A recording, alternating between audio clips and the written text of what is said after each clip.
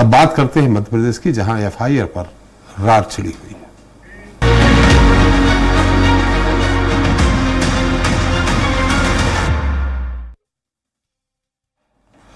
तो हेमंत कटारे का कहना है कि सरकार विपक्षी नेताओं की आवाज दबाने की कोशिश कर रही है। यह बयान कटारे परिवार पर एफआईआर दर्ज होने के बाद सामने आया। माना जा रहा है कि हेमंत कटारे ईओडब्ल्यू की जांच में फंसते दिख रहे हैं। वैसे कानून तो बिना किसी भेदभाव के अपना काम करते रहना चाहिए, लेकिन देखने में आता है कि राजनीति में जब कानून की एंट्री होती है, उसकी टाइमिंग पर सवाल खड़े हो जाते हैं। हेमंत कटारे मामले में भी ऐसा ही हो रहा है। आज हम इस पर चर्चा करेंगे, लेकिन देख लेते हैं एक हमारी रिपोर्ट।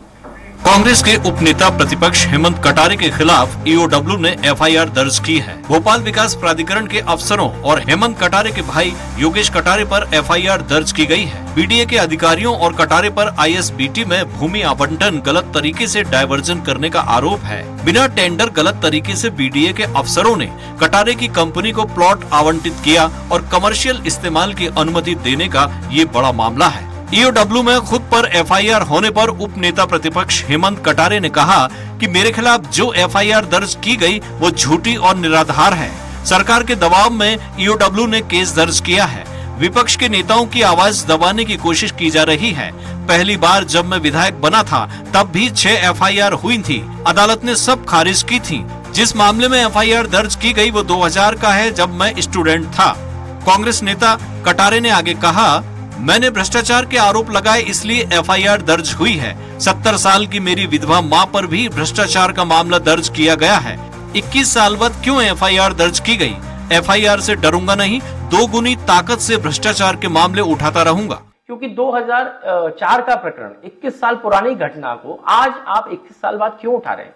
मैं तो मीडिया के लोगों से बोलना चाहता हूं कि किसी भी ईओडब्ल्यू के जिम्मेदार अधिकारी से जाके आप पूछिएगा कि आज आपको 21 साल बाद क्यों याद आया हेमंत कटारे के उपनेता प्रतिपक्ष बनते ही कि ये एफआईआर दर्ज होनी चाहिए। वहीं मंत्री विश्वास सारंग ने कहा कि एक तो चोरी, ऊपर से सीना चोरी कर रहे हैं कटारे। मंत्री सारंग ने आगे कहा कि कांग्रेस नेताओं की विक्टिम कार्ड खेलने की आदत हो गई है। जांच एजेंसियों ने जांच की है, जो तथ्य सामने आ रहे हैं उस पर एफआईआर दर्ज हुई है। साफ दिख रहा है कि बेईमानी की है। अब देखिए, चोरी और ऊपर से सीना चोरी, ये विक्टिम कार्ड खेलना ये कांग्रेस के नेताओं की आदत हो गई है।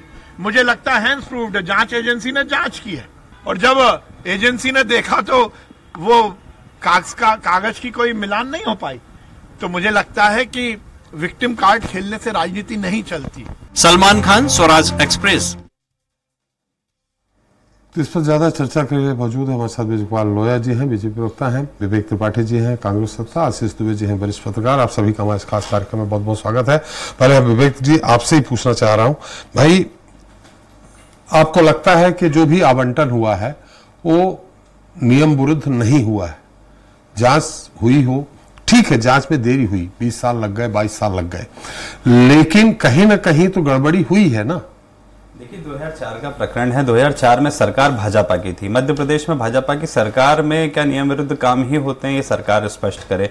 जिस तरीके से राजनीतिक हस्तक्षेप करके भाजपा पूरे देश भर में स्वतंत्र जांच एजेंसियों पे नकेल कस रही है और विपक्ष की आवाज को दबाने का प्रयास कर रही है। 2004 में कोई मामला होता है, किसी बात की शिकायत होती है, उसमें पहला नोटिस कब जारी होता है? 2015 में। किसको जारी होता है? सत्यदेव कटारे जी को। क्यों जारी होता है? वो नेता प्रतिपक्ष के रूप में विधानसभा में सरकार के सामने व्यापम जैसे महाघोटाले की आवाज उठा रहे थे।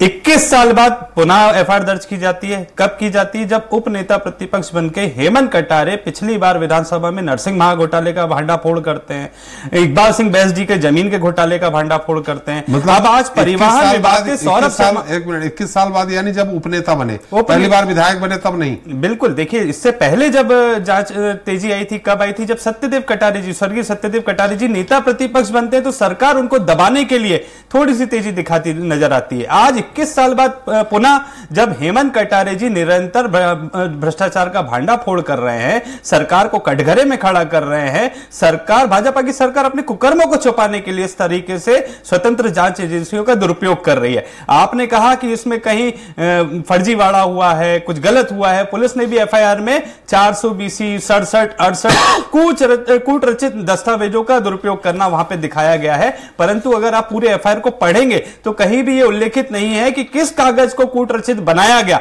पूरी एफआईआर को अगर आप ध्यानपूर्वक करेंगे तो उसमें जो धाराएं लगाई गई हैं, वो धाराएं क्यों लगाई गई हैं उसका विस्तृत विवरण नहीं है। आपको 21 साल बाद एफआईआर दर्ज करनी पड़ी। आप 21 साल तक क्या विवेचना कर रहे थे? आपको एफआईआर के साथ में यह स्पष्ट रूप से बताना होगा। माननीय न्यायालय में मैं आपको बताता हूं, भविष्य में जाके ये एफआईआर भी क्वैश होने वाली है। ये भी पिछली सारी एफआईआर की तरह असत्य साबित होगी और हमें पूरा भरोसा है माननीय न्यायालय पे कि जब हेमंत कटारे जी अपना पक्ष रखेंगे तो भाजपा की सरकार को मुंह की खानी पड़ेगी और भाजपा सरकार अब सिर्फ अपने कुकर्मों को छुपाने के लिए इस तरीके से विपक्ष के नेताओं की आवाज को दबाने के लिए तत्कालीन अधिकारियों पे भी एफआईआर हुई है। 2004 का मामला है। तत्कालीन अधिकारी सीईओ निश्चित ही 21 साल लंबा समय नहीं होता है। यह स्पष्ट करता है कि सरकार की नीयत उस पर कोई कार्रवाई करने के लिए एक झूठा प्रकरण है। 21 साल उसको दबा के रखा जाता है ताकि कटारे परिवार भाजपा सरकार के खिलाफ में आवाज ना उठा पाए। इससे पहले उनके स्वर्गीय पिताजी जब नेता प्रतिपक्ष बने थे तब भी 2015 में कहा गया था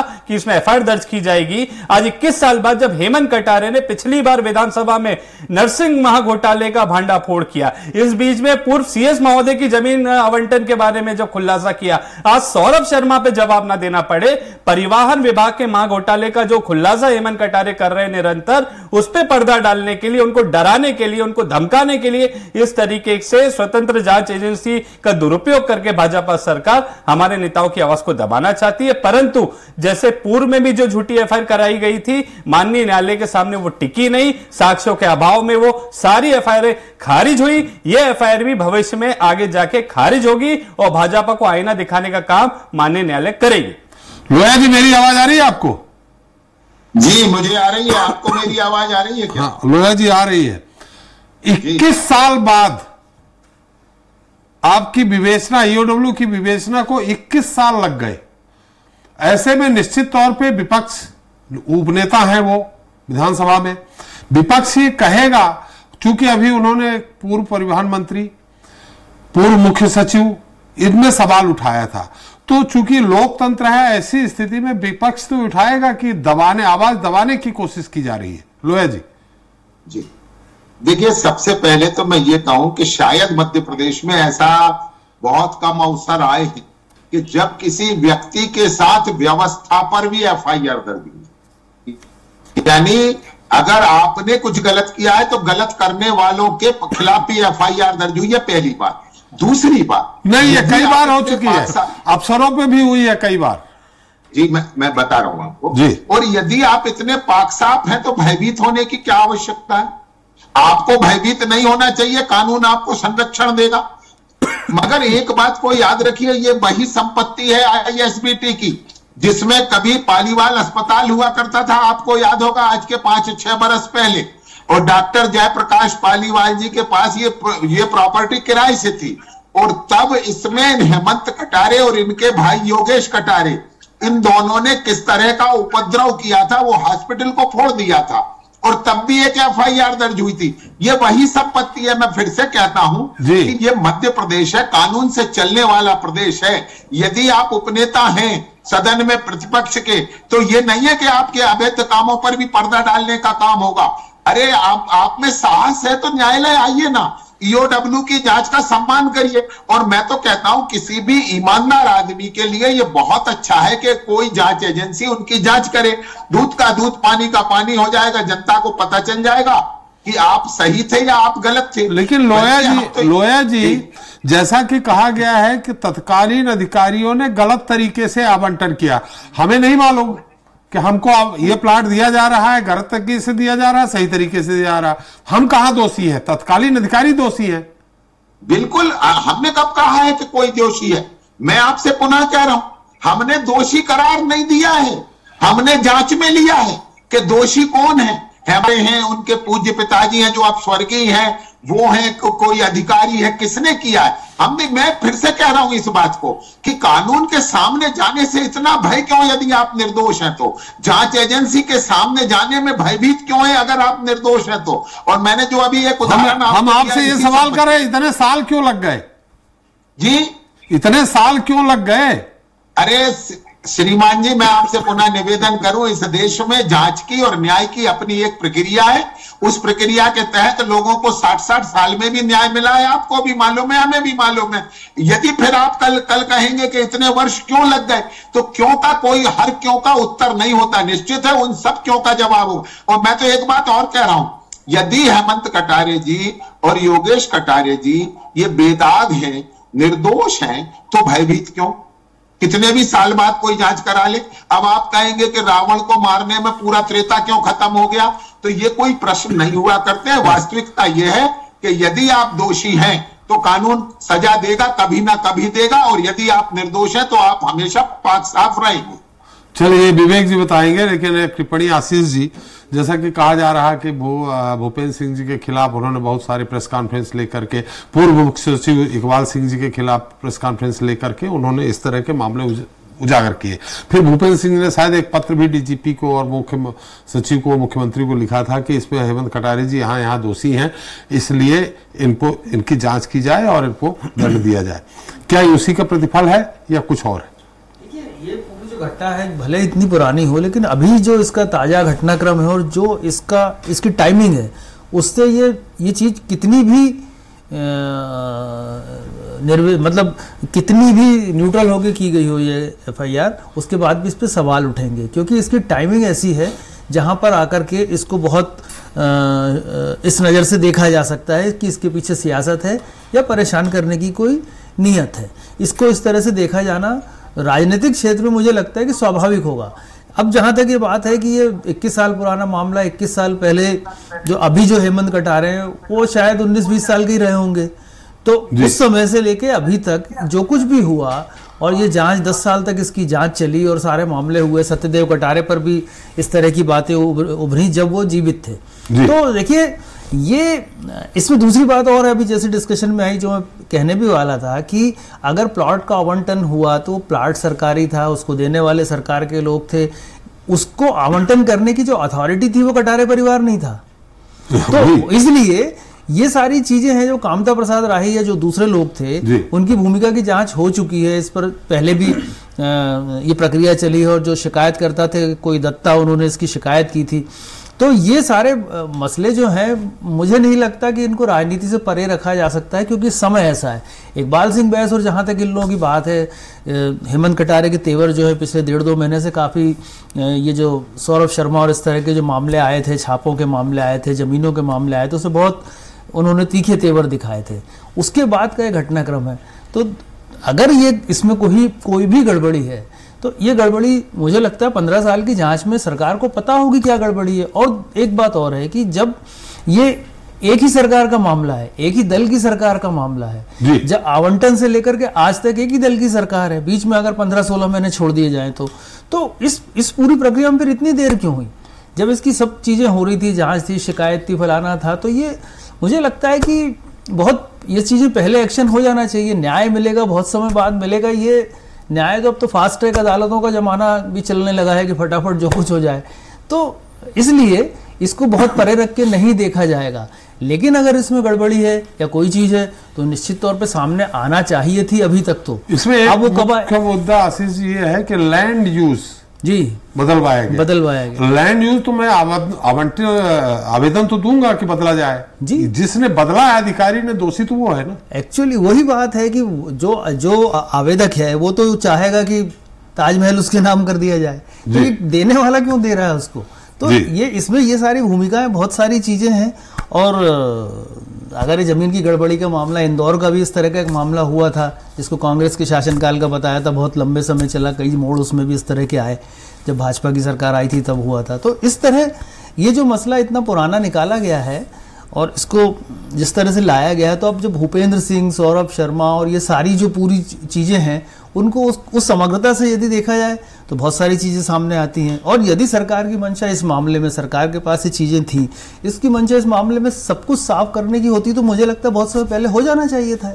आपको ध्यान हो आशीष जी, इसी तरह से भूमि आवंटन के मामले को लेके या कमर्शियल प्लाट आवंटन के मामले को लेके दिग्विजय सिंह जी के सरकार के दौरान बड़ा बड़ा मामला हुआ था जिसके कारण राजेंद्र सिंह, प्यारेलाल कंवर को इस्तीफा देना पड़ा था, मड़ोताल घोटाला हुआ था, BR यादव जी को इस्तीफा देना पड़ा था और राजेंद्र सिंह जी मंत्री थे, उनको टिकट काट दिया गया था। तो ये मामला एक तरह से गंभीर मामला होता है। इंदौर में राजेंद्र सिंह जी का नाम आया था, जबलपुर में आइलैंड का था, बहुत ट्रेजर आइलैंड का ही मामला था, जबलपुर में मामला था जिसके कारण BR यादव जी फंस गए थे उसमें, बिलासपुर का मामला। खैर, कुल मिलाकर विवेक जी, जैसा कि लोया जी ने कहा है कि अगर आप सही हैं, पाक साफ हैं, तो आप जो भी जांच हो रही है उसका सामना करिए, आपको कोर्ट बरी करेगा।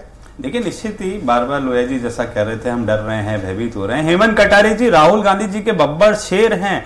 विधानसभा सत्र शुरू होने वाला है। 20 दिन पहले जिस तरीके से भाजपा ने षड्यंत्र पूर्वक एक गलत मंशा के साथ में एफआईआर को रजिस्टर्ड किया है, 21 साल पुराने मामले को जिसमें कोई दम नहीं है, उसको एक प्रोपोगेंडा बनाकर इस तरीके से प्रस्तुत किया जा रहा है, उसका सामना हेमंत कटारे जी करेंगे। और निश्चित ही मैं बता रहा हूं, जिस तरीके से विधानसभा में सौरभ शर्मा वाला मामला हेमंत कटारे जी उठाने वाले थे, अन्य भाजपा के भ्रष्टाचारों की पोल खोलने वाले थे, तो भाजपा का ये षड्यंत्र है कि उनकी आवाज को कैसे भी दबाया जाए। परंतु वो राहुल गांधी जी के बब्बर शेर हैं। जब उनकी गर्जना विधानसभा में गूंजेगी तो भाजपा अपने कुकर्मों को छुपाने के लिए इस तरीके की सैकड़ों एफआईआर करा दे। पर हेमंत कटारे मैं समझता हूं जिस तरीके से भाजपा निरंतर, जब उनके पिताजी ने व्यापम जैसे महाघोटाले का भांडाफोड़ किया था, तब माननीय शिवराज जी को भी विधानसभा में खड़े होकर स्वीकारना पड़ा था कि सत्यदेव कटारे जी के जो आरोप है भ्रष्टाचार व्यापम में हुआ है। इसी तरीके से नर्सिंग घोटाले के लिए जब हेमंत कटारे जी ने लड़ाई लड़ी तो सरकार को स्वीकारना पड़ा कि मध्य प्रदेश में कागजों पे फर्जी नर्सिंग कॉलेज संचालित किए जा रहे हैं। इसी तरीके से हेमंत कटारे जी ने जब सौरभ शर्मा वाले मामले में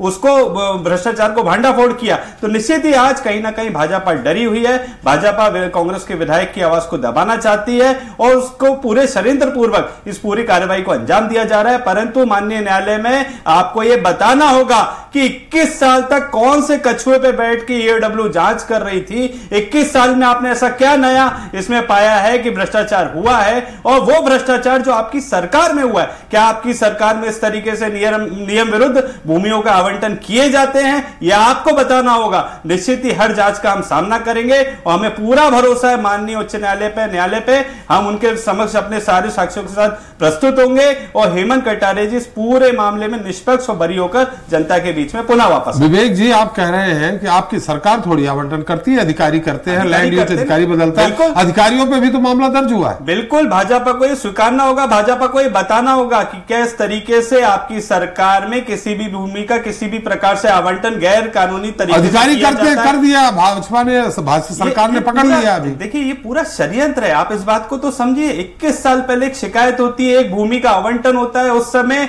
एक व्यक्ति कॉलेज में, आज जिसके ऊपर एफआईआर हुई है वो खुद कॉलेज में, उनको आरोपी बना दिया गया। आपने जो धारा लगाई 67-68 की आपने धारा लगाई, आप पूरी एफआईआर में यह उल्लेखित नहीं कर पाए कि किस दस्तावेज को कूट रचित तैयार किया गया। आप पूरे एफआईआर का अध्ययन करेंगे, मैंने एक एक शब्द पढ़ा है। विवेक जी, जो प्लाट जिसके नाम आवंटित हुआ है वो मेसर्स हाई स्पीड मोटर्स के नाम है, वही आपको बताना चाहता हूं। उसके चारों ये लोग सदस्य हैं। मैं आपको आपके चैनल के माध्यम से जनता को भी ये बताना चाहता हूं, अगर आप पूरी एफआईआर का अध्ययन करेंगे तो एफआईआर में कहीं भी ईओडब्ल्यू ये बताने में कामयाब नहीं हुई कि किस कूट रचित दस्तावेज का उपयोग करके इनके परिवार ने वो भूमि हथिया ली। कहीं भी पूरी एफआईआर में आप ये नहीं बता पाई ईओडब्ल्यू कि किस दस्तावेज को उन्होंने कूट रचित तैयार किया है। मैंने एफआईआर का एक एक शब्द पढ़ा है, वहां पे आपने धारा का तो उपयोग किया है, परंतु आप ये नहीं बता पाए दो सबसे बड़ी बातें, क्या आपने कूट रचित दस्तावेज तैयार किया था, और ये ईओडब्ल्यू ये भी नहीं बता पाई कि 21 साल तक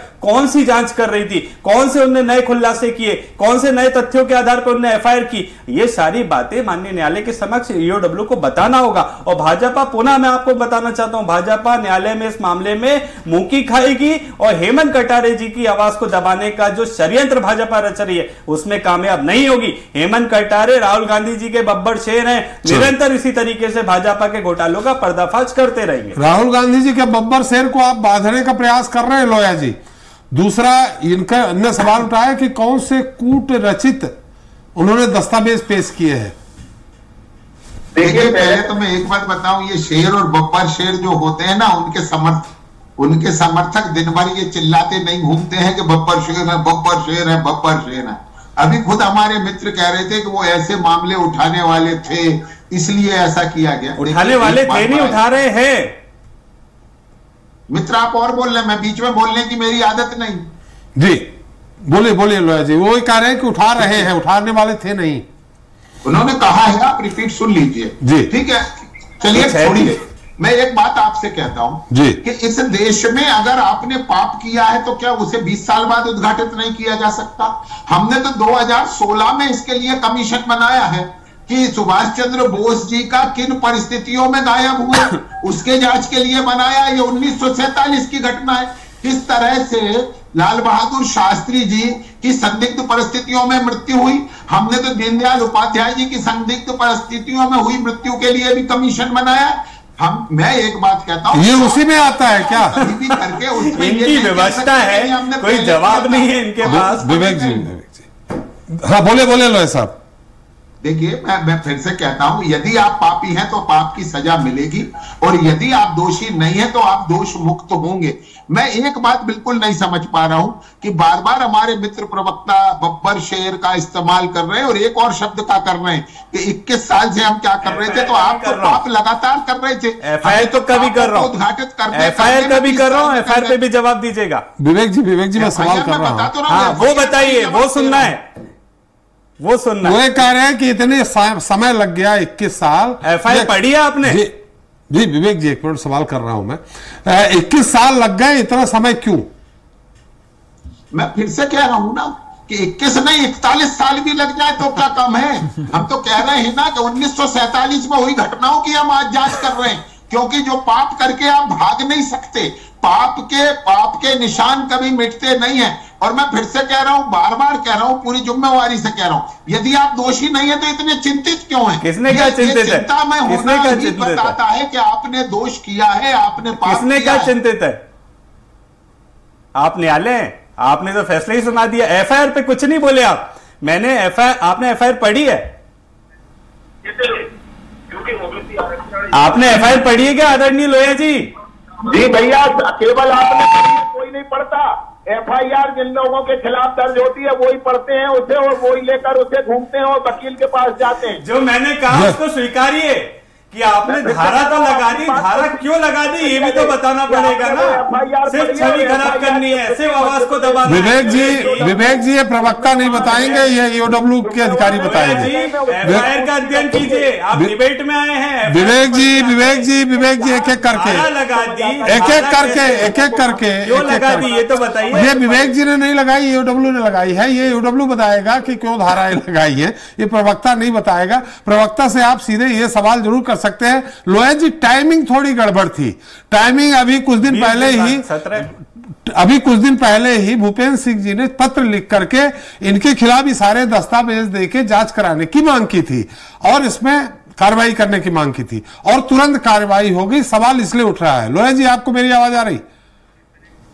चलिए आशीष जी, लेकिन ये थोड़ा सा एफआईआर जो अब तो खैर ये आईपीसी की नई धारा आई है, उसमें हम कौन से धारा के तहत ये है वो थोड़ा सा याद नहीं है, लेकिन जो ये है कि दस्तावेजों की कूट रचना, आपराधिक साजिश समेत अन्य धारा, इसमें तो फिर गिरफ्तारी भी हो सकती है। बिल्कुल, अभी इससे क्या प्रावधान है उसको देखना पड़ेगा, लेकिन चूंकि ये मामला बहुत पुराना है तो इसमें मुझे लगता है जांच ही शायद आगे बढ़ेगी। जो कूट रचित नहीं, मतलब पहले से रिकॉर्ड पे है और उसकी जांच चल चुकी है, तो अगर एफआईआर होती है तो हो सकता है कि नई धाराएं अगर ऐसा कुछ कहती हैं तो इसका गिरफ्तारी का कोई प्रावधान बनता भी हो। लेकिन पुरानी अगर उससे करें तो 420 हाँ 420 में मुझे नहीं लगता है कि जमानत होती है, उसमें तो कोर्ट से जमानत होती है। और विधानसभा के अभी 26 दिन पहले चूंकि एक्शन हुआ है तो, और उसकी टाइमिंग पे सवाल भी उठ रहे हैं, तो हो सकता है कि फर्दर कार्रवाई शायद जल्दी करने की कोशिश करे जांच एजेंसियां। लेकिन देखिए, मेरे को एक चीज इस पूरे में याद आती है कि ये लैंड यूज चेंज करना और सब चीज करने की जो बातें हैं, ये प्रकरण है, अगर ये गलत है तो इस पर निश्चित रूप से जो भी दोषी उस पर एक्शन होना चाहिए। लेकिन ये एक भोपाल का जो मामला है, एक ऐसा मामला है जहां पर पिछले 3 दशक से मास्टर प्लान ही नहीं है। ये एक लंबी सरकार चल रही है, बीच में दूसरी सरकार भी आके चली गई, इस शहर का ही मास्टर प्लान नहीं है। इस शहर में किस कदर लैंड यूज चेंज हो रहे हैं, किस कदर धाराओं का उपयोग किया जा रहा है टाउन एंड कंट्री प्लानिंग की, उपयोग भी दुरुपयोग भी। ये कितने, इस पे कितने सवाल उठ चुके हैं। लोगों का कहाँ कैचमेंट में और कहाँ किस तरह से लोग मकान बना रहे हैं, कॉलोनी कट रही, तो ये बहुत बड़ा मसला है। ये हेमंत कटारे के प्रकरण के बरक्स भी यदि इस पर सरकार एक्शन ले और इस पर एक बड़ा कमीशन बिठा के क्यों नहीं जांच करते कि किस तरह से ये जो लैंड यूज चेंज करने के खेल चल रहे हैं। तो जिस शहर का ही मास्टर प्लान नहीं है उस पर अगर इस तरह की कोई चीज सामने लाई गई है तो फिर उसको समग्रता से और पूरी संपूर्णता से सामने लाना चाहिए। फिर ये देखा जाना चाहिए कि पिछले 20-25 सालों में हो क्या रहा है, और जिसको लेके इतना बवाल चल रहा है पूरे हर हलके में, सियासी और राजनीतिक सामाजिक सब जगह चल रहा है कि लैंड यूज का मतलब लैंड यूज बदलने का और इन धाराओं का किस तरह उपयोग रसूखदार लोग कर रहे हैं, बिल्डर कर रहे हैं, दूसरे लोग अधिकारी वर्ग पर भी छींटे उछल रहे हैं। तो इन सब पे फिर लगे हाथ ये सब भी हो जाना चाहिए। चलिए चलते चलते बहुत संक्षेप में विवेक जी, इस मुद्दे को जैसा कि कह रहे हैं आप लोग, विपक्ष की आवाज दबाने की कोशिश हो रही है। अब विपक्ष की आवाज मतलब विपक्ष इस पे क्या एक्शन लेगा? क्या सिर्फ वक्तव्य दे देने, डिबेट कर लेने या ट्वीट कर देने तक ही केंद्रित रहेगा, या इसको सड़क पे भी लेके आएंगे आप लोग? देखिए, पूर्णतः असत्य मामला है। इस मामले को लेकर माननीय न्यायालय के समक्ष हम जाएंगे, सारे साक्ष्यों के साथ में प्रस्तुत होंगे और निश्चित ही बहुत जल्दी भाजपा को मुंह की खानी पड़ेगी। और हम इस पूरे मामले में निष्पक्षता के साथ में अगर माननीय न्यायालय जांच करता है तो हेमंत कटारे और उनका परिवार पूरे मामले में बरी होगा। पूरा जाएंगे, आप न्यायालय के पास जाएंगे, माननीय न्यायालय के सामने क्या इसको लेके आप कुछ हड़ताल भी करेंगे, सड़क पे भी उतरेंगे? देखिए, निश्चित ही भाजपा का पूरा जो संगठन है वो भ्रष्टाचार के दलदल में कंठ तक डूबा हुआ है। उनकी छवि जिस तरीके से आज जनता के बीच में बन चुकी है वो भू माफिया और भ्रष्टाचारियों की बन चुकी है। आज विपक्ष की छवि को खराब करने के लिए जो उन्होंने ये प्रयास किया है, चाहे देश में हम बात करें ईडी का दुरुपयोग हो रहा है, मध्य प्रदेश की बात करें ईओडब्ल्यू का दुरुपयोग कर रहा है, और आज मध्य प्रदेश में जो हमारे उप नेता प्रतिपक्ष हेमंत कटारे जी की छवि को खराब करने का एक पूरा षड्यंत्र रच के ये दुस्साहस किया गया है माननीय न्यायालय में। इसके सामने हमें पूरा विश्वास है। माननीय न्यायालय हमारे न्यायालय में जाएंगे, माननीय न्यायालय में जाएंगे, अपना पक्ष रखेंगे।